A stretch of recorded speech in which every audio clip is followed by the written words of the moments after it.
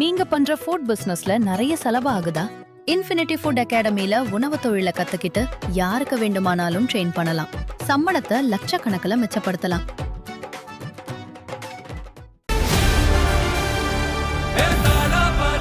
மக்களுக்கு நல்லது பண்றதுக்கு அரசியலுக்கு வாங்கடா, கொள்ளை அடிக்கிறது கொலை பண்றதுக்கு அரசியலுக்கு.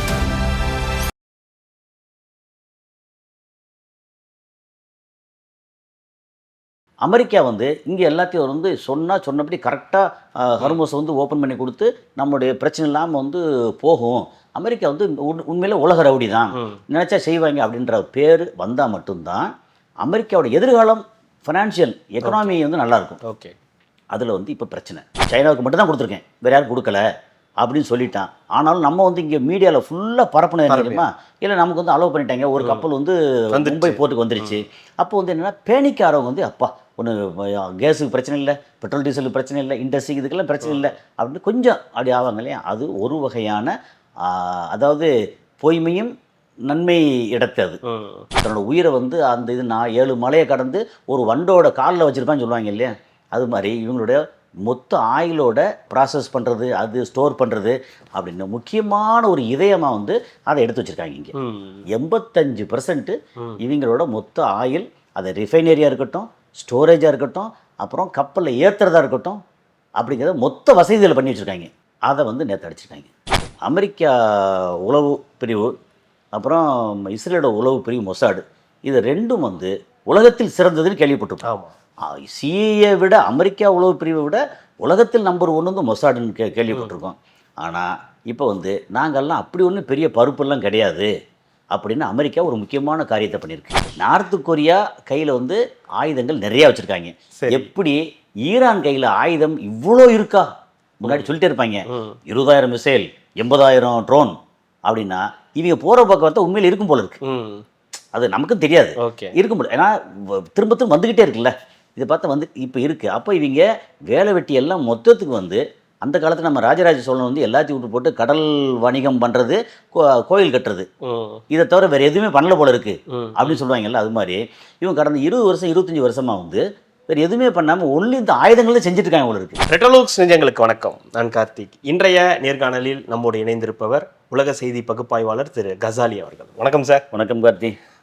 தொடர்ந்து ரெட்ரோலுக்ஸை சப்ஸ்கிரைப் பண்ணுறவங்களுக்கு மிக்க நன்றி. பண்ணாதவங்க ரெட்ரோலுக்ஸை தொடர்ந்து சப்ஸ்கிரைப் பண்ணிவிட்டு வீடியோக்களை பாருங்கள். தொடர்ந்து பேசிக்கிட்டு இருக்கோம். ஈரான் அமெரிக்கா போர் அப்படின்றது தொடர்ந்து நடந்துக்கிட்டே இருக்குது. இப்போ நம்ம பேசிகிட்டு இருக்க இதே வேளையிலையும் அங்கே பிரச்சனைகள் தொடர்ந்துக்கிட்டு தான் இருக்குன்றதும் நமக்கு குறையாமல் அப்படியே தொடர்ந்துக்கிட்டு தான் இருக்குது. இன்றைக்கி காலையில் கூட ஈரான் ஒரு தாக்குதலை நடத்தியிருக்காங்க அப்படின்ற ஒரு செய்திகளும் அமெரிக்கா நடத்தியிருக்கு. அமெரிக்கா அதில் ஒரு பக்கம் ஈரானும் நடத்துகிறாங்க, அமெரிக்காவும் நடத்துகிறாங்கன்ற செய்திகள் ஒரு பக்கம் நம்ம பார்த்துக்கிட்டு. தற்போதைய நிலை என்னவா இருக்குது சார்? இப்போ என்னென்னா, கடந்த ஒரு 14, இன்றைக்கி 15ஆம் நாள், ஃபஸ்ட்டு ஒரு 3 நாளில் அமெரிக்கா இஸ்ரேலோட தாக்குதல் ரொம்ப ஹெவியாக இருந்துச்சு. அப்புறம் இவங்க ரிட்டாலியேஷன் அடுத்த ஒரு 10 நாள் ரொம்ப ஜாஸ்தி இருந்துச்சு. ஈரானோட ரிட்டாலியேஷன் இருக்கு இல்லையா, பதில் தாக்குதல் ரொம்ப ஜாஸ்தி இருந்துச்சு 10 நாளாக. அந்த 10 நாள் வரும்போது அவங்களோட தாக்குதல் குறைஞ்சிருந்துச்சு, அமெரிக்கா இஸ்ரேல் தாக்குதல். அதுக்கப்புறம் ஒரு 3 நாளைக்கு 4 நாளைக்கு முன்னாடி ஈரானோட பேங்க் அடித்தாங்க. அப்போ நாங்கள் திருப்பி பேங்க் அடிப்போம் அப்படின்னு சொல்லி இங்கே என்ன சொன்னாங்கன்னா, எக்ஸ் தளத்தில் அனௌன்ஸ்மெண்ட் விட்டுருந்தாங்க. இங்கே யுஏஇ குறிப்பாக ஊர் பேரை, நாடு பேரை போட்டு, துபாய், அபுதாபி, குவைத், பஹ்ரைன், இங்கே எல்லாம் அமெரிக்கா இஸ்ரேல் சம்மந்தப்பட்ட பேங்க்கு, அந்த சிட்டி பேங்க் மாதிரி வச்சுக்கலாம். அந்த பேங்க்கு பக்கத்தில் இருக்கிறவங்க கிட்டத்தட்ட 1 கிலோமீட்டர் தாண்டி போயிருங்க, நாங்கள் பாம்பு போட போகிறோம், குண்டு போட போகிறோம் அப்படின்னு சொல்லி அனௌன்ஸ் பண்ணிவிட்டு, நேற்று முந்தா நாள் துபாயில் அங்கே ஒரு ஃபினான்ஷியல் சிட்டின்னு ஒன்று இருக்குது, ஃபைனான்ஸ் சிட்டி. அது யாரோட ரொம்ப ஒரு உறவாக இருக்காங்கன்னா, இஸ்ரேல்காரங்களோட அமெரிக்காவோட ரொம்ப உறவாக பெரிய அளவுக்கு இருக்காங்க. அது எப்படின்னா, துபாயோட பழைய துபாயிலிருந்து அபுதாபி போகிற ரோட்டில் லெஃப்ட் சைடில் ஃபஸ்ட்டு துபாயில் ஒரு மிகப்பெரிய கட்டடமாக இருந்தது அப்படின்னா, அது ட்ரேட் சென்டர். 30 மாடியோ 35 மாடியோ சம்திங் நினைக்கிறேன். ட்ரேட் சென்டர் இருக்கிறதுல ரொம்ப பெருசாக இருந்தது அதுதான். இப்போதைக்கு ரொம்ப சிறுசாக இருக்குது அதுதான். ஓகே, ஏன்னா அங்கெல்லாம் 165 மாடி, 100 மாடி, 90 ரொம்ப நிறைய ஆயிடுச்சா. அதை தாண்டி லெஃப்ட் சைடில் அப்படி நேரம் இப்படி போகிறோன்னு வச்சுங்களேன், அங்கே ஜெக்ஸா ரோடு டுவர்ட்ஸ் அபுதாபி போகிறோம்னா, ஃபஸ்ட்டு டிஃபென்ஸ் சவுண்டை போட்டு முன்னாடி இருந்தது, இப்போல்லாம் நிறைய மாறிடுச்சு. அப்போ டிஃபென்ஸ் ரவுண்டை போட்டுக்கும் இங்கே வந்து ட்ரேட் சென்டருக்கும் இடையில உள்ள ரோட்டில் லெஃப்ட் ஹேண்ட் சைடில் வந்து ஒரு பெரிய சிட்டியாகவே ரெடி பண்ணாங்க. எதுக்கு? Finance city. Okay okay. அதில் வந்து இந்த மாதிரி ஃபண்டு ஐட்டங்கள் இது உலகத்தில் இருக்கிற ஃபண்டுகள் எல்லாத்தையும் வந்து ஹேண்டில் பண்ணுறதுக்கு வந்து ரொம்ப பெரிய அளவுக்கு அவங்க இன்ஃப்ராஸ்ட்ரக்சர்லாம் பார்த்தீங்கன்னா துபாயோட இன்ஃப்ராஸ்ட்ரக்சர் ரொம்ப ஸ்ட்ராங்காக இருக்கும். ஓகே. அதை வந்து அவங்க என்னென்னா ப்ரோ அமெரிக்கன் ப்ரோ இஸ்ரேலியன் ஆகிட்டாங்க. ஓகே. அப்போ அதை வந்து அங்கே ஈரானை தாக்கின உடனே ஈரான் வந்து இங்கே ஒரு பில்டிங்கை தாக்கிட்டாங்க. ஃபைனான்ஸ். அப்போ ஃபைனான்ஸ் பில்டிங்கை தாக்குறாங்கன்னா என்ன ஆகும்னா சம்மந்தப்பட்டவங்க உயிருக்கு பயந்து யாருமே இங்கே வர மாட்டாங்க, வேலை செய்ய மாட்டாங்க. ஓகே. இப்போது மொத்தத்துக்கு வந்து கல்ஃப் ரீஜனில் ஆயில் ரிஃபைனரி ரொம்ப கம்மியாக போய்கிட்டு இருக்கு, ரொம்ப இதாக இருக்குது, தேங்கி போய் நிற்கிது. ஓகே. ஓகே. ஸோ இந்த மாதிரி சூழல். ஆனால் இதில் வந்து நேற்று அமெரிக்கா என்ன பண்ணிட்டாங்க, சொல்லி பார்த்தாங்க, நீ வந்து ஹர்மோஸை க்ளோஸ் பண்ணி, ஹர்மோஸ் பற்றி நம்ம ஏற்கனவே ஃபுல்லாக பேசிட்டோம். ஆமாம். இப்போது ஹர்மோஸை திறக்காமல் வச்சுருக்க என்ன ஆகும்னா ஒரு பக்கம் நமக்கு இந்தியாவுக்கு அப்புறம் ஜப்பானுக்கு சைனா மற்ற கீழே உள்ள மற்ற நாடுகள் எல்லாத்துக்கும் பிரச்சனை இருக்குது. அது இல்லாமல் அமெரிக்காவோட டாலர் வேல்யூ இறங்கிட்டே இருக்குது. ஏன்னா இதோட வணிகம் நிறைய நடக்க அமெரிக்காவுக்கு நிறையா டாலர் வேல்யூ அதுக்கான டிரான்சாக்ஷன் நிறையா இருக்கும். ஓகே. அமுங்கி போய் கிடக்கு. அதெல்லாம் தாண்டி எதிர்கால அமெரிக்கான்னு ஒன்று இருக்குல்ல, ஆமாம், அதுக்கு அமெரிக்கா மேலே நம்பிக்கை இருந்தால் மட்டும்தான். இப்போ நமக்கு வந்து உதாரணத்துக்கு இப்போ நம்ம சும்மா தமிழ்நாட்டில் வந்து இப்போ விஜய் ஒருத்தர் வர்றாரு, அவருக்கு வந்து 20% ஓட்டு வரும், 30% ஓட்டு வரும்னா நாளைக்கு நல்லது பண்ணுவார்னு ஒரு நம்பிக்கை இருக்கு இல்லையா, அந்த நம்பிக்கை இல்லைன்னு வச்சுக்கோங்க, ஓட்டு விழாதுல. அது மாதிரி இது சும்மா உதாரணத்துக்கு சொல்கிறேன். அமெரிக்கா வந்து இங்கே எல்லாத்தையும் வந்து சொன்னபடி கரெக்டாக ஹர்மோஸை வந்து ஓப்பன் பண்ணி கொடுத்து நம்மளுடைய பிரச்சனை இல்லாமல் வந்து போகும். அமெரிக்கா வந்து உண்மையிலே உலக ரவுடி தான், நினச்சா செய்வாங்க அப்படின்ற பேர் வந்தால் மட்டும்தான் அமெரிக்காவோட எதிர்காலம் ஃபினான்ஷியல் எக்கனாமி வந்து நல்லாயிருக்கும். ஓகே. அதில் வந்து இப்போ பிரச்சனை என்னென்னா 14 நாளாச்சு போட்டு அடின்னு அடிச்சுக்கிட்டே இருக்காங்க. ஈரான் வந்து சுற்றி உள்ள நாடுகளை போகிறான். இது வரைக்கும் கடந்த 70 வருஷமாக அல்லது குறைஞ்சபட்சம் கடந்த ஒரு 40 வருஷமாக, ஏன்னா கட்டமைப்பு ரொம்ப பெருசாக கட்டி முடித்த அப்புறம் உள்ள 40 வருஷமாக இஸ்ரேல் இது வரைக்கும் அவள் லைஃப்பில் இந்த அடி வாங்கினதே இல்லை. போன வருஷம் 12 நாள் இதில் வந்து கொஞ்சம் அடி வாங்கினாங்க. அடுத்த கட்டம் பெருசாக வந்துருன்ற இடத்துல போர் நிறுத்தம் பண்ணி முடிச்சிட்டாங்க 12 நாள் யுத்தத்தில். இப்போ வந்து அந்த 12 நாள் யுத்தத்தில் என்ன அடி வாங்கினாலும் அதை விட பல மடங்கு அல்ல சில 100 மடங்குன்றாங்க. அந்த அளவுக்கு டெல் அவீவ் மற்ற எல்லா இடங்களும் ஹைஃபா போர்ட்லேருந்து எல்லாம் அடி வாங்கிருச்சு. அங்கே மொத்த ஆப்ரேஷன்ஸ் அப்படி நின்றுருக்கு. இந்த நேரத்தில் அமெரிக்கா பார்த்தாங்க, இல்லை அவங்களுக்கு ஒரு 2 ஆப்ஷன் தான். ஒன்று, சரி ஓகே நான் இங்கே எல்லாத்தையும் விட்டுட்டு என் இடத்துக்கு கிளம்பி போகிறேன், சமாதானம் ஆயிடுவோம், நீங்கள் மிடில் ஈஸ்ட்டு உங்கள் பாடு, எனக்கு என் பாடு நான் பார்த்துக்கிறேன் அப்படின்னு போகணும். அப்படி போகிறதுக்கு உனக்கு வாய்ப்பு ரொம்ப குறைவு. ஏன்னா உலகத்தில் மிகப்பெரிய கடனாளி அவன். இப்போ இதெல்லாத்தையும் இறுக்கி பிடிச்சி ஏதாவது பிரச்சனை பண்ணி தண்டல் வசூல் மாதிரி பண்ணால் மட்டும்தான் அவன் வந்து அங்கே கண்டினியூ பண்ண முடியும். ஓகே. அப்படி இல்லைன்னா மொத்த ஈரானையும் போட்டு தள்ளணும். ஓகே. அப்போ அதுக்கு முன்னோட்டமாக என்ன பண்ணியிருக்காங்கன்னா ஈரானோட பெரிய வீக் பாயிண்ட் ஒன்று இருக்குது. ஓகே. ஓகே. நல்ல பாயிண்ட்டாக தான், வீக் பாயிண்ட்டாக தான். இப்போது ஹர்மோஸ் வந்து க்ளோஸ் பண்ணுறது அவன் கையில் எல்லா வசதியும், அதாவது மிரட்டுறதுக்கான அத்தனை ஆயுதங்கள் வச்சுருக்கான் அவனுக்கு. இது ஓகே. அது இல்லாமல் 2 கப்பலை கூட ஏதோ தாக்கிட்டதா அவங்க வந்து நேற்று முந்தா நாள் அமெரிக்காவோட கப்பல் 2 தாக்கினாங்க. ஆனால் அமெரிக்கா இல்லைந்து அப்படிலாம் ஒன்றும் நடக்கவே இல்லை, எங்கள் கப்பலை தாக்கவே இல்லைன்னு. அதாவது எப்படின்னா இவன் தாக்குனேன்னு சொல்கிறதையும் நம்ம முழுசாக நம்ப வேண்டியதில்லை, அவன் இல்லைன்னு சொல்கிறதையும் முழுசாக நம்ப வேண்டியதில்லை. அப்போ எதை நம்புறதுன்னு ஒரு அப்படிலாம் பண்ண முடியாது. அதாவது நீங்கள் யுத்த காலத்தில் என்ன சொல்லுவாங்கன்னா 10 பேர் வந்து மரணம் அடைஞ்சிருக்காங்க அப்படின்னா அது வந்து கிட்டத்தட்ட 500-1000 பேர் இருக்கும். ஏன்னா மக்கள் வந்து பேனிக் ஆகக்கூடாது. ஓகே. நம்பர்ஸை கம்மியாக சொல்லணும், நம்ம ரொம்ப கம்மியாக சொல்லி கடைசியில் வந்து எல்லாம் பிரச்சனை வந்து எல்லாம் முடியும் போது ஆமாம் இங்கே வந்துச்சு சொல்லி கடைசியில் வந்து ஒரு 1500 மையம். அப்போ அன்னைக்கு சொல்லலைன்னா அன்னைக்கு பேனிக் ஆயிடுச்சுன்னா உள்நாட்டு கலவரம் வந்துடும். ஆமாம். அதுக்கு இன்னொரு சின்ன இந்த உதாரணத்தை சொல்லிடுவோம்.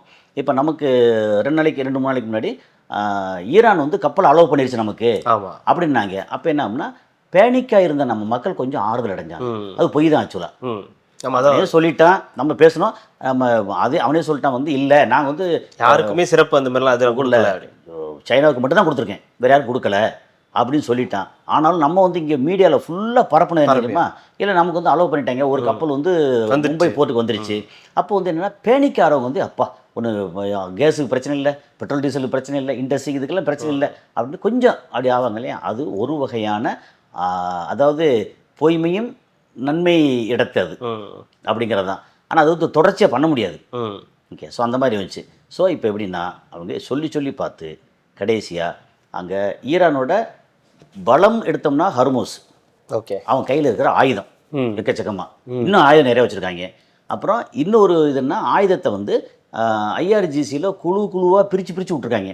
விட்டுட்டு இது இந்த ஏரியா உனக்கு, இந்த டார்கெட் உனக்கு, இவ்வளோ ஆயுதம் உனக்கு இதுன்னு சொல்லி ஒரு 31 டிஸ்ட்ரிக்டாக பிரித்து விட்டுருக்கா சொல்கிறாங்க. ஓகே, அவன் டிசைட் பண்ணிக்கிறாங்க. மேலேருந்து உத்தரவு வரணும்னு அவசியம் இல்லை. இது அடிக்கிறாங்களா நீ திருப்பி அடிச்சிடுற, கேட்க வேண்டியதில்லை. அதனால தான் அடிக்க திரும்பி வந்துட்டு எங்கேருந்து வருதுன்னு தெரியல. மலையை பூரா குறைஞ்சி ஏகப்பட்ட இடத்துல வந்து சுரங்கம் பூரா வந்து மிசைல் சிட்டி, ஃப்ளைட் சிட்டி, இந்த சிட்டி எல்லாத்தையும் பண்ணி வச்சுருக்காங்க. Okay, drone city, missile city அப்படின்னு உள்ளுக்குள்ளே எக்கச்சக்கமாக கடந்த 20 வருஷம் என்ன வேலை பார்த்தா நினைக்கிறீங்க? பூரா இந்த தச்சு வேலை தான் பார்த்துருக்காங்க. இல்லை, இப்படி தான் பண்ணியிருக்காங்க.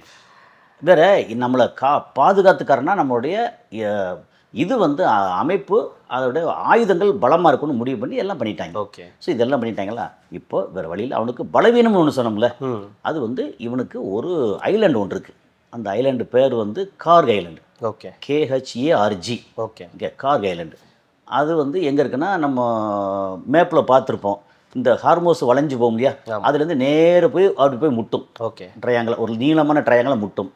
அந்த முட்டுறதுக்கு கொஞ்சம் முன்னாடியே ஈரானுக்கு ஓரளவு பக்கத்தில் ஒரு ஐலாண்ட் இருக்குது, அந்த கார்க் ஐலாண்டு. அதோட மொத்த பரப்பில் என்ன சொல்கிறேன்னா ஒரு 20 ஸ்கொயர் கிலோமீட்டர்னு சொல்கிறாங்க.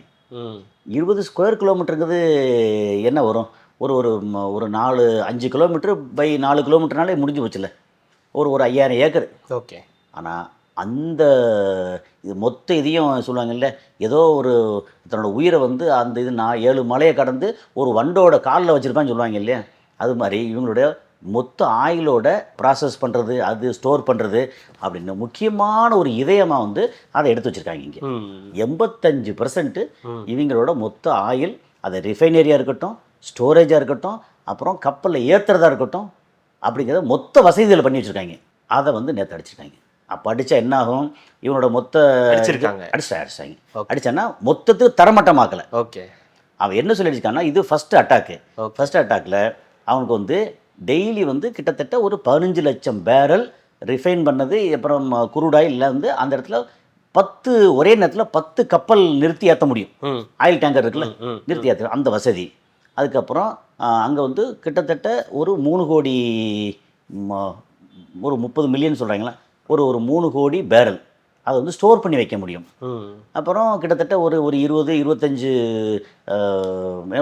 ஒரு என்ன சொல்கிறது, ஒரு 25 லட்சம் 30 லட்சம் இதை வந்து ப்ராசஸ் பண்ண முடியும் அப்படின்னு அவனுடைய அந்த செட்டப் வந்து ரொம்ப பெருசு. Okay, okay. அப்புறம் அங்கே என்னென்ன இருக்கும்னா, பொதுமக்கள் இருக்க மாட்டாங்க. மொத்தத்துக்கு ஏர்ஃபோர்ஸ் இருக்கும், நேவல் இருக்கும், தரைப்படை இருக்கும், அப்புறம் இது சம்மந்தப்பட்ட ஆஃபீஸர்ஸ் இருப்பாங்க, அதுக்கப்புறம் இது ஒர்க் பண்ணுற ஆட்கள் இருப்பாங்கல்ல, என்ஜினியர்ஸு, டெக்னீஷியன்ஸு, இவங்கெல்லாம் இருப்பாங்க. இவங்க அடித்தது வந்து இந்த ஹெலிகாப்டர் தளம் இருக்கு இல்லையா, அதை அடிச்சிருக்காங்க. ஓகே. அப்புறம் ஃப்ளைட், சின்ன ஃப்ளைட், அந்த ஃபைட்டர் ஜெட் வச்சுருப்பாங்க இல்லையா, அந்த பார்க் பண்ணுற இடத்த அதை அடிச்சிருக்காங்க. ஓகே. அது போக டவர் இருக்குன்னு தெரியுமா, அதை அடிச்சிருக்காங்க. அந்த ரிசீவ் பண்ணி இதெல்லாம் பண்ணக்கூடிய டவர். அது போக நேவல் பேஸ் இருக்குல்ல, அதை அடிச்சிருக்காங்க. நேவல் பேஸ்னால் நீங்கள் வந்து ரொம்ப பெருசு, சின்ன நேவல் பேஸ் அந்த இடத்துக்கு அவ்வளோதான் வரும் நேவல் பேஸு.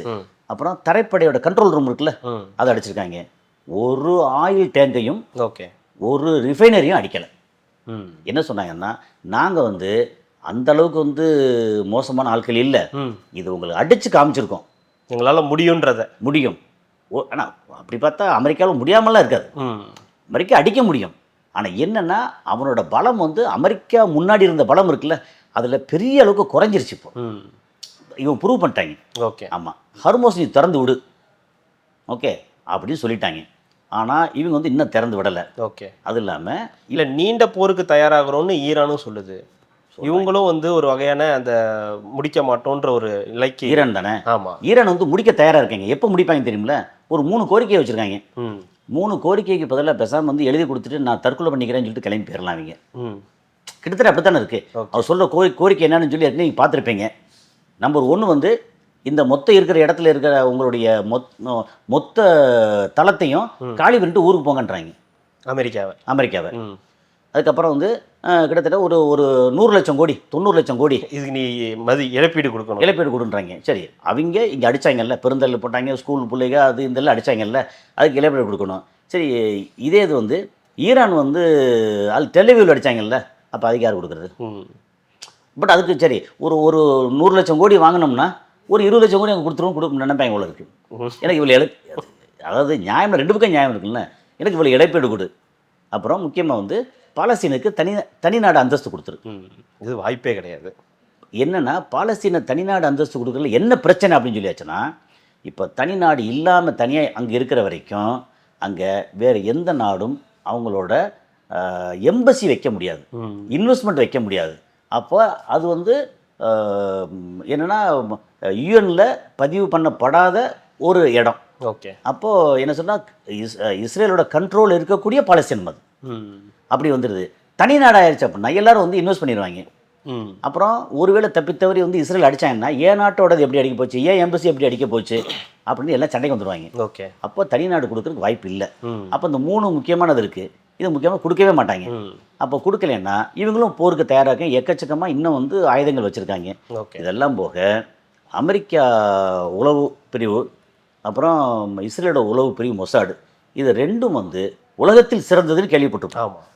சிஐஏ விட அமெரிக்கா உளவு பிரிவை விட உலகத்தில் நம்பர் 1 வந்து மொசாடுன்னு கேள்விப்பட்டிருக்கோம்.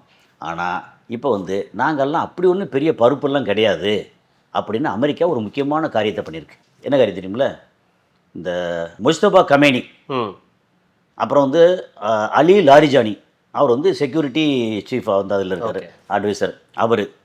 அது இல்லாமல் முக்கியமான ஐஆர்ஜிசியோட தலைகள், இவங்கெல்லாம் எங்கே இருக்காங்கன்னு சொல்லி காட்டுறவங்களுக்கு ஒரு எவ்வளவு, ஒரு 100 கோடி ரூபா, 10 மில்லியன் டாலர். ஓகே. ஒரு டாலர் வந்து 100 ரூபான்னு வச்சுன்னா 10 மில்லியன்னா ஒரு கோடி, அப்போ 100 கோடி டாலர், ஒரு 90 கோடி ரூபா கொடுக்குறோம். அப்புறம் சேஃபாக வந்து எங்கேயா உங்களை வந்து பத்திரமா வேற ஒரு நாடுகளில் பத்திரமா குடி வைக்கிறோம், அது எங்கேன்னு காட்டி மட்டும் கொடுத்துரு அப்படின்னு பப்ளிக் அனௌன்ஸ் பண்ணிக்க. அது வந்துச்சா, அது என்ன அர்த்தம்? எங்களால் கண்டுபிடிக்க முடியல, நீங்கள் கண்டுபிடிக்க ஐயா முடியல, நான் காசு தர்றேன் கண்டுபிடிச்சு கொடுயா. இந்த பழைய படத்துலலாம் இந்த போஸ்டர் அடித்து ஒட்டுவாங்க, சன்மானம் வழங்கப்படும் அப்படின்னு, தக்க சன்மானம் வழங்கப்படும். அதே தான். இப்போ இது அமெரிக்கா முன்னாடி என்ன பண்ணாங்க தெரியுமில்ல, சிரியாவில் இப்போ வந்து பிரசிடெண்ட்டாக இருக்காரு, அந்த ஆள் வந்து ISISயோட தலைவராக இருந்தாள், தலைவர் அது முக்கியமான பொறுப்பில் இருந்தாள். அந்த ஆளை கண்டுபிடிச்சி கொடுத்தா 2 மில்லியனோ 5 மில்லியனோ தரேன்னு சொல்லி அனௌன்ஸ் பண்ணவங்க தான். அப்புறம் இவர் வந்து அங்கே இருந்த ஆட்சியாளரை வந்து ரஷ்யாவுக்கு இணக்கம் பாருங்க, ரஷ்யாவுக்கு அனுப்பிச்சி விட்டு அந்த தலைவரை கொண்டு வந்து கட்டி பிடிச்சி ஓகே நீ ஆட்சி பண்ணு அப்படின்னு சொல்லி என் நண்பன் ஆகிட்டாங்க. ஸோ இவங்க வந்து அனௌன்ஸ் பண்ணுறதும் சரி, அப்புறம் அவங்களே கட்டி பிடிச்சி நண்பன் சொல்கிறதும் சரி, இவங்களுக்கு சகஜம். ஓகே. அது வேறவாய், இது நாரவாய், அது அப்படித்தான். ஸோ அதனால் இப்போ என்ன பண்ணிட்டாங்கன்னா அவங்க சிஏ மொசாடு இந்த உளவு பிரிவு அவ்வளோ ஸ்ட்ராங்காக இல்லை, அல்லது அவங்க ஸ்ட்ராங்காக இருந்தால் கூட இப்போ வந்து ஈரானில் அவங்களுடைய பலம் வந்து ஜாஸ்தியாகிடுச்சு. இவங்க யாரெல்லாம் மொசாடு தெரிஞ்ச உடனே போட்டு தள்ளிடுறாங்க. இது வரைக்கும் 30,000 பேர் போட்டு தள்ளிக்க சொல்கிறாங்க இப்போ சமீபத்தில். ஓகே. அதனால் அங்கே வந்து எல்லாம் பயப்படுறாங்க. அப்போ யாராவது சொல்லிட்டு காட்டி கொடுத்து ஓடிடுங்கப்பா, உங்களுக்கு இவ்வளோ பணத்தை 10 மில்லியன் டாலர், அப்புறம் ஒரு நல்ல இடம், இதெல்லாம் கொடுக்குறோம் அப்படின்னு சொல்லி அனௌன்ஸ் பண்ணியிருக்காங்க. இந்த அனௌன்ஸ்மெண்ட் வந்து அமெரிக்காவுக்கு ஒரு மிகப்பெரிய பின்னடைவு. ஓகே. அப்புறம் கார்கில் அடித்தது வந்து ஈரானுக்கு ஒரு பின்னடைவு. ஓகே. ஏன்னா அது அடித்து முடிச்சிட்டாங்கன்னா அப்புறம் அவனோட வருமானம், அது வந்து அடிச்சு முடியும், இவனோட வருமானம்னா இதிலேருந்து சைனா கப்பல் தான் நிறையா போகுது, சைனாவுக்கு மட்டும்தான் போய்கிட்டு இருக்கு. அது இல்லாமல் இன்றைக்கி வந்து ஒரு அனௌன்ஸ்மெண்ட்டு, இந்தியாவுக்கு ஒரு ஆறுதலான அனௌன்ஸ்மெண்ட். என்ன, ஒரு 2 கப்பல், ஒரு மண்ணெண்ணெய் அண்டு கேஸு, அது ஏற்றி வர கப்பலுக்கு வந்து பெர்மிஷன் கொடுத்தாங்க, ஈரான் கொடுத்துருக்காங்க. அப்போ ஈரானில் வெளியுறவு துறையில் இருக்கிறவங்க எல்லாம் சொல்லியிருக்காங்கன்னா, எங்களுக்கு இந்தியா வந்து எப்போவுமே பாசமான ஒரு நேசமான நல்ல நாடு, அருமையான நாடு. எப்போவுமே வந்து ஈரான் இந்தியா வந்து மக்களை பொறுத்த மட்டும் எல்லாம் நல்லது தான், ஆட்சியாளர் தான் சரியில்லை. ஆமாம். இப்போ சமீபத்தில் நம்ம வெளியுறவு கொள்கை வந்து பெரிய அளவுக்கு தப்பு பண்ணிட்டோம். அதையும் மீறி இப்போ வந்து ஒரு 2 கப்பல் விட்டுருக்காங்க. ஆனால் முழுசாக வந்து இந்தியாவுக்கு திறந்து விடலை. ஓகே. ஆனால் 2 விட்டால் கூட போதுமே, நமக்கு இந்த பேனிக் ஆகாதே அப்படிங்கிறது தான் இன்னைக்கு கரண்ட் சுச்சுவேஷன். ஓகே. ஓகே. இதில் இன்னொரு கேள்வி என்ன வருதுன்னா, இஸ்ரேலும் அதில் அந்த கூட்டாளியில் முக்கியமான அமெரிக்காவோட கூட்டாளி, இஸ்ரேல் பிரதமரை காணும், நெதன்யாகுவை காணும் தான், அவர் வந்து மரணித்து விட்டார், அது வந்து செய்தியை வெளியிடாமல் இருக்காங்கன்ற ஒரு விஷயமும் பரவிட்டு இருக்கு. அது உண்மைதானா? அது என்ன நடக்குது? இந்த தகவல் வந்து எப்படின்னா, நம்ம எதையுமே உறுதிப்பட சொல்ல முடியாது. ஓகே. ஆனால் சில இதில் நானும் படித்தேன், நிறைய விஷயங்களை டேட்டா எடுக்கும்போது அவங்க சொல்கிற பாயிண்ட் ஒரு 5-6 பாயிண்ட் சொல்கிறாங்க. ஓகே. இது வந்து உண்மையிலே அவர் இறந்து போயிருக்கலாம்ங்கிறதுக்கான டீட்டெயில் இருக்குது. ஓகே. என்னென்னா, இப்போ இன்றைக்கி வந்து அமெரிக்கா அங்கே கார்கள் அடிச்சிருக்காங்க, இஸ்ரேல் என்ன பண்ணாங்க? ஒரு கேள்வி. இங்கே ஈரான் வந்து அண்டை நாடுகளை பூரா வந்து சொல்லி வச்ச மாதிரி நாட்டு மக்கள் அடிக்கலை. அங்கே இருக்கிற இஸ்ரேலோட பேங்க்கு சம்மந்தப்பட்ட பேங்க்கு, அப்புறம் இஸ்ரேல் சம்மந்தப்பட்ட இடங்களை பூரா அடிக்கிறாங்க. ரிட்டாலியேட் பண்ணுறதுக்கு இஸ்ரேல் என்ன பண்ணுது? ஒன்றும் பண்ண. ஆரம்பத்தில் ஒரு 3 நாள் பண்ணாங்க, 3 நாள் 4 நாள் பண்ணாங்க. அப்போ வந்து இந்த ஆள் உயிரோடு இருந்திருந்தா இவர் வந்து அடுத்த கட்டம் அடுத்த என்ன போட்டு இந்நேரம் பயங்கர எஸ்கலேஷன் வந்து ரொம்ப ஜாஸ்தியாக இருந்திருக்கும். அது இல்லாதது ஒரு சந்தேகத்தை, பெரிய சந்தேகம். அது இல்லாமல் ஐடிஎஃப் அங்கே இருக்க பெரிய தலைகள் அத்தனையும் வந்து அங்கே நிறைய சொல்லி வச்சு அடிச்சிட்டாங்க. ஓகே, சரி. இவ்வளோ தூரம் இடிபாடுகள் ஆகிப்போச்சு. இப்போ அங்கே ட்ரம்ப்போட வந்து சுரத்து குறைஞ்சி போய் கிடக்கு. ஓகே, இந்த இதில் இப்போ அப்படின்னா வேறு பெருந்தலைகள் இங்கே இல்லையா? நெத்தனியாகு போயாச்சுன்னா பெருந்தலைகள் இல்லையா அப்படின்னா பெருந்தலைகள் இருக்காங்க. ஆனால் நெத்தனியாகு மாதிரி வேணும்ல, ஒரு ஒரு உலகத்தின் நம்பர் 1 கிரிமினலாக ஒரு ஆள் வேணும்ல, அந்த மாதிரி ஆள் இல்லைங்க. ஓகே, அப்போ இடையில வந்து அவர் நடந்து வந்து பேசுகிற மாதிரி காமிச்சாங்க. அவரோட பாடி லாங்குவேஜ் ஓகே அது அப்படி இல்லை. அதுக்கப்புறம் கையில் வந்து 6 விரல் இருந்துச்சுலாம் சொல்கிறாங்க. டீட்டெயில் போட்டு எப்படி ரவுண்டு போட்டு 6 விரலுக்கெல்லாம் சொல்கிறாங்க. அது இவங்க சொல்கிறது இவங்க வேணும்னு பண்ணுறாங்களா அவங்க வேணும் பண்ணுறாங்களா இல்லை. ஆனால் என்னென்னா அவர் உயிரோடு இருக்கிறதுக்கான சாத்தியக்கூறுகள் குறைவாக இருக்குது. ஓகே, ஏன்னா மொசாட் இருக்காங்கல்ல, மொசாடோட சீஃபும் இவரும் உட்காந்து பேசிகிட்டு இருக்கும்போது குண்டு விழுந்துருச்சு. ஓகே, ராக்கெட் விழுந்துருச்சு. ராக்கெட்டு நம்ம மிசைலு. ஆனால் அவர் இறந்து போயிட்டார், இவர் வந்து இறந்து போயிட்டார் என்னன்னு தெரியாது. ஓகே, அப்போது இவரை வந்து உடனே இப்போ இறந்து போயிட்டாருன்னு சொல்லியாச்சுன்னா இந்த மொத்த ரீஜன் இருக்கு இல்லையா, அதில் லோக்கல் மக்கள் வந்து இன்னும் பேனிக் ஆயிடுவாங்க. அது போக சுற்றி உள்ள ஹெஸ்புல்லா, அங்கே ஹமாஸ் இப்போவே இன்னும் கொஞ்சம் அடிச்சுக்கிட்டு இருக்காங்க. அதுக்கப்புறம் ஹூத்திஸ் எல்லாம் இறங்கி வந்து திரும்பி அடிப்பாங்க. அந்த அளவுக்கு ரொம்ப பேனிக்காகி இந்த மக்களை வந்து ஒன்றும் இந்த மாதிரி பண்ணிடக்கூடாதுங்கிறதுக்காக அனௌன்ஸ் பண்ணாமல் இருக்கிறதா தகவல். ஓகே, ஆனால் நமக்கு உறுதியாக தெரியாது அந்த ஆள் இறந்து போயிட்டாரான்னு. ஆனால் உயிரோடு இருக்கிறதுக்கான சாத்தியக்கூறுகள் குறைவாக இருக்குது. ஓகே, அப்படிங்கிறது தான். இதில் இன்னொரு பக்கம் இதெல்லாம் நடந்துகிட்டு இருக்கும்போது வடகொரியா அதிபர் வந்து ஒரு ஏவுகணை தாக்குதல் சோதனை நடத்தியிருக்காரு. அதுவும் ஜப்பானுக்கு பக்கத்தில் ஜப்பான் கடல் வழியாக நடத்தி அது 2 நாட்களுக்கு முன்னே அந்த சோதனை ஓட்டம் நடந்துச்சு. அதாவது அவரும் அவருடைய மகளும் இருக்கிற மாதிரியான வீடியோக்கள்லாம் வந்துச்சு.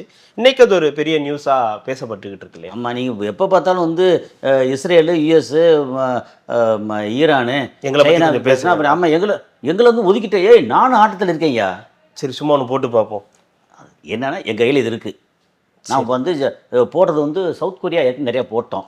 அப்புறம் இந்த பக்கம் சரி வேண்டாம், கடலுக்குள்ளே வேண்டாம். இது நமக்கு வந்து எப்போ உரண்டை இருக்கிறதுல எப்போவுமே அவங்களுக்கு அகேன்ஸ்ட் தான் ஜப்பான். அந்த பக்கம் ஒன்று போட்டு பார்ப்போம். அவங்க சைடில் ஒன்று போட்டாச்சு. போட்டால் அவங்க வந்து போட்டால் வந்து நார்த் கொரியா ஒன்று சும்மா விட்டான்னா நார்த் கொரியா பார்த்து ஜப்பான் பயந்துட்டாங்க அப்படின்னு சொல்லுவாங்கல்ல. நாங்கள் பயப்பில்லை அப்படின்னு அவங்க வந்து கண்டனம் தெரிவிப்பாங்க. இவன் அப்படி தான் போடுவேன்னு சொல்லுவாங்க. இல்லை சரி, இப்போ அவர் ஏதாவது ஒன்று பண்ணாலே கொம்பங்கலாம் இறங்கிட்டான் அப்படின்ற மாதிரி. அதாவது உண்மையிலேயே நார்த்து கொரியா கையில் வந்து ஆயுதங்கள் நிறையா வச்சுருக்காங்க. எப்படி ஈரான் கையில் ஆயுதம் இவ்வளோ இருக்கா முன்னாடி சொல்லிட்டே இருப்பாங்க. 20,000 மிசைல், 80,000 ட்ரோன் அப்படின்னா இவங்க போகிற பக்கம் பார்த்தா உண்மையில் இருக்கும் போல இருக்கு. அது நமக்கும் தெரியாது, இருக்க முடியும். ஏன்னா திரும்ப திரும்ப வந்துக்கிட்டே இருக்குல்ல. இதை பார்த்தா வந்து இப்போ இருக்குது. அப்போ இவங்க வேலை வெட்டி எல்லாம் மொத்தத்துக்கு வந்து அந்த காலத்தில் நம்ம ராஜராஜ சோழன் வந்து எல்லாத்தையும் விட்டு போட்டு கடல் வணிகம் பண்ணுறது, கோயில் கட்டுறது, இதை தவிர வேறு எதுவுமே பண்ணல போல இருக்குது அப்படின்னு சொல்லுவாங்கல்ல. அது மாதிரி இவங்க கடந்த 20 வருஷம் 25 வருஷமாக வந்து வேறு எதுவுமே பண்ணாமல் ஒன்லி இந்த ஆயுதங்களும் செஞ்சுட்டு இருக்காங்க போல இருக்குது. அதே மாதிரி தான் அப்படியே டிட்டோ வந்து வடகொரியா. என்ன வடகொரியா பார்த்து ஏன் எல்லாம் பயப்படுறாங்கன்னா கையில் வந்து அணு ஆயுதம் இருக்குன்னு அவன் வந்து சோதனை பண்ணி காமிச்சிட்டான். இவன் வந்து பாரு மாப்பிள்ள வந்து பாரு அடிப்பேன். ஆனால் கிறுத்தனமாக போட்டு விட்டாங்கண்ணா. நான் போகும்போது வந்து ஒரு 4 லட்சம் பேர் 40 லட்சம் பேர் நாசம் பண்ணிட்டு போகிறேன். அப்படி பண்ணிட்டா அப்புறம் இன்டர்கான்டினல் பாலிஸ்டிக் மிசைல் அதையும் சோதனை பண்ணிட்டான். வடகொரியாவிலேருந்து அமெரிக்கா வந்து ஓரளவு பக்கம், அதாவது கம்பேர் டு இந்தியாவிலேருந்தோ ஈரான்லேருந்தோ போகிறத விட வடகொரியாலேருந்து ஓரளவு கொஞ்சம் பக்கம். ஓகே, பக்கம் என்ன ஒரு 7,000 கிலோமீட்டர் வச்சுக்கலாம். அதெல்லாம் வந்து சோதனை பண்ணியாச்சு. அவன் கையில் வந்து இன்டர்கான்டினல் பாலிஸ்டிக் மிசைலும் இருக்குது. அதுக்கு தலையில் வார்கட்டு வச்சு கொண்டு போகிறதுக்கு அணுகுண்டு வச்சுருக்காங்க. நினச்சா அடிச்சிருவாங்க. நீ அடித்து வடகொரியா நீ அடிக்கிறதுக்கு முன்னாடி நானும் அடிப்பேன். நானும் போயிடுவேன். நீயும் ஒரு ஏரியா காலியாயிரும். காலியாச்சு என்ன நடக்கும்? பிரச்சனை வந்துடும். அதனால எப்போ அவன் கையில் வந்து கொம்பன் கையில் இதெல்லாம் இருக்குப்பா ஒன்றும் தொடாதப்பா அப்படின்ன மாதிரி. அதே மாதிரி அப்பப்போ என்ன செய்வேன்னா ஈரானுக்கு நான் வந்து உதவி கேட்டால் உதவி பண்ண தயார் நிலையில் இருக்கேன் அப்படின்றாங்க. அப்புறம் திடீர்னு ஒரு இது வந்துச்சு, அறிவிப்பு வந்துச்சு. நீ வந்து டெஹரானில் இருக்கக்கூடிய வடகொரியா தூதரகத்தை நீ வந்து அடிச்சிட்ட இஸ்ரேல்கிட்ட. ஓகே, நீ வந்து அதுக்கான விளைவை சந்திப்ப. இனிமேல் நான் யார்ட்டும் கேட்க வேண்டியதில்லை. ஈரானுக்கு வந்து எட்ரா பூட்ரா வண்டியை, எட்ரா அந்த ஆயுதத்தெல்லாம் குடுறா அப்படின்னு சொல்லி எல்லாம் பேசினாங்க. ஆனால் அது எதுக்குமே வந்து இஸ்ரேலில் இருந்து எந்த விதமான ரியாக்ஷன் இல்லை. ஓகே, ஆனால் வந்திருக்கணும்ல, அந்த தலைமை வந்து கரெக்டாக இருந்திருந்தா வந்திருக்கணும்ல. இந்த நடந்துக்கிட்டு இருக்க விஷயத்தை எல்லாத்தையும் பார்த்தா அங்கே லோக்கல் இருக்கக்கூடிய ஐடிஎஃப் இருக்காங்கல்ல, அவங்க வந்து ஹிஸ்புல்லா மேலே அங்கே அப்போ லெபனானில் அடிச்சிட்டு இருக்காங்களே ஒழிய இதை வந்து அடிக்கிறதுக்கு பெருசாக பிளான் பண்ணுறது இதுக்கு ஒன்றுமே தெரியல. இவங்க கையில் அணு ஆயுதம் 120 குண்டு வரை இருக்குதுன்னு சொல்கிறாங்க எங்கள் இஸ்ரேலில். ஆனால் அந்த என்ரிச் பண்ணுற இடம், அதுக்கப்புறம் பவர் பிளான்ட்டு, வாட்டர் பிளான்ட்டு அப்படி எல்லாத்தையும் வந்து அடிச்சிருக்காங்க. டெல்லவியோ அதை சுற்றி உள்ள நிறைய அடிச்சிருக்காங்க. ஓகே, அதெல்லாம் கொலாப்ஸாகவே கிடக்கோ ஓகே அப்படின்ற மாதிரி. அப்போ எந்திரிக்க முடியாத அளவுக்கு இருக்குது. அப்போ இந்த ஆளும் வந்து உயிரோடு இருந்தால் என்னமா பண்ணுவான், உயிரோடு இல்லையேன்னு இருக்குது. ஒருவேளை இந்த நேரத்தில் நம்ம வெளிப்பட வேண்டாம் ஓகே அப்படின்னு உள்ளே பதுங்கியிருக்காருன்னு தெரியல. இதுதான் இப்போதைக்கு இருக்கிற இப்போதைக்கு இதுதான் நிலைமை. ஓகே ஓகே கண்டிப்பாக சார். இந்தியாவுக்கு ஒரு சின்ன ஆறுதல், அமெரிக்காவுக்கு வரேன்னா நான் அடிச்சிருக்கேன் அப்படிங்கிற அமெரிக்காவுக்கு ஓகே அடி வாங்கியிருக்கான். நீ அடிச்சுட்டா திருப்பி இன்னும் அடிச்சுக்கிட்டே இருப்பேன், போர் வந்து அவ்வளோ ஈஸியாக நிற்காது அப்படிங்கிறது ஈரானு. அப்புறம் நானும் ஆட்டத்தில் இருக்கேன், என்னையும் கொஞ்சம் கவனிக்கடா அப்படின்னு வடகொரியா. சைனா வந்து என்ன பண்ண போகிறான்றது கேள்விக்குரிய. ஏன்னா இப்போ அந்த கார்க் ஐலாண்டு வந்து அடித்ததில் பெரிய பாதிப்பு சைனாவுக்கு. ஓகே, அப்படிதான் என்ன பண்ண போகிறாங்க. ஓகே, அப்புறம் இஸ்ரேல் வந்து அவர் உயிரோடு இருக்காரா இல்லையா, இஸ்ரேலோட அடுத்த கட்டம் என்ன, இதுதான் இதோட மொத்த இது இன்னைக்கு. கண்டிப்பாக சார். அடுத்தடுத்த நிகழ்வுகளில் தொடர்ந்து பேசலாம். மிக்க மகிழ்ச்சி. நன்றி. மக்களுக்கு நல்லது பண்றதுக்கு அரசியலுக்கு வாங்கடா, கொள்ளை அடிக்கிறது, கொலை பண்றதுக்கு அரசியலுக்கு